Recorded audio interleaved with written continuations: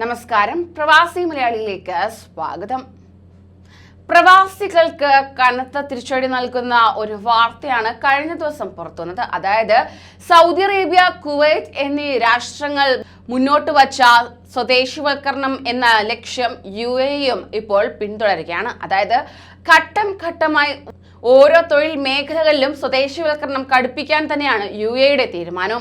എന്നാൽ പ്രവാസികളെ UAE കൈവിടുമോ എന്നത് ഇനി കണ്ടു തന്നെ അറിയണം. അതായത് നിലവിൽ UAE-ലെ ബാങ്കുകളിലും സ്വദേശിവൽക്കരണം നടപ്പിലാക്കി വരികയാണ്. 6 മാസത്തിനിടെ മാത്രം 841 പേർക്ക് നിയമനം നൽകിയതിൽ ഭൂരിപക്ഷവും സ്വദേശികളാണ്.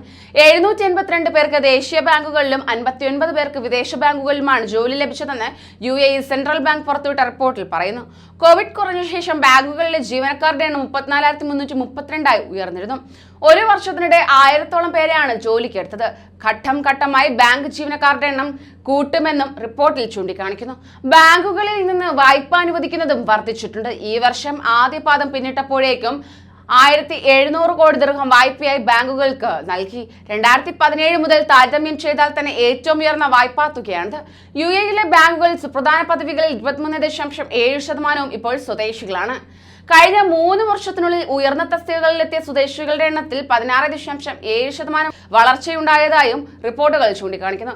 UAE-യുടെ സെൻട്രൽ ബാങ്കിന്റെ മേൽനോട്ടത്തിലാണ് ധനവിനിമയ സ്ഥാപനങ്ങളിൽ സ്വദേശിവൽക്കരണം പുരോഗമിക്കുന്നത്. ബാങ്കുകളുടെ പ്രതിവർഷ ലാഭവിഹിതം അടിസ്ഥാനമാക്കിയാണ് നിയമന നിർദ്ദേശങ്ങൾ നിശ്ചയിക്കുക.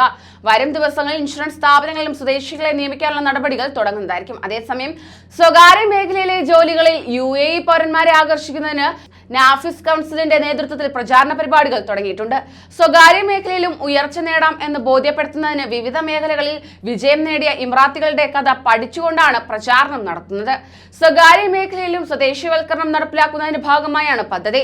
പൗരന്മാരുടെ കഴിവുകളെ പരിപോഷിപ്പിക്കുന്നതിന് രൂപം കൊടുത്ത ഫെഡറൽ സംവിധാനമാണ് നാഫിസ് കൗൺസിൽ. വിദഗ്ധരായ സ്വദേശി ജീവനക്കാർക്ക് അതേ തസ്തികയിൽ ജോലി ചെയ്യുന്ന വിദേശികളെക്കാൾ 40% കൂടുതലാണ് ഈ വേതനം. ഈ വർഷം സ്വകാര്യ മേഖലയിൽ 13,193 സ്ഥാപനങ്ങളിൽ സ്വദേശികളെ നിയമിക്കാനാണ് ശ്രമം നടക്കുന്നത്. സ്വകാര്യ മേഖലയിലെ സ്വദേശികളുടെ നിയമന വേതനങ്ങൾക്കായി 110 കോടി ദിർഹമാണ് വകയിരുത്തിയത്.